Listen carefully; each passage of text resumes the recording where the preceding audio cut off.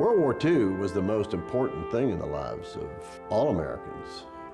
It totally absorbed our nation's energies, interests, cost lives, resources, tested us beyond all boundaries of anybody's imagination. War ultimately, unfortunately, involves human beings killing each other.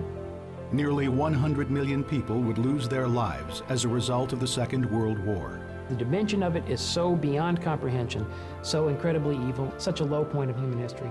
It is also, in many respects, a high point in human history.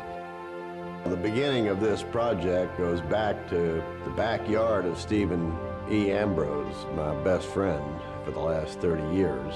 He was astonished that America didn't have a museum to World War II, so he did it himself. The National D-Day Museum in New Orleans is a different kind of war museum. Steve was a master at getting people inside the story by getting them into the situation, bringing it to life.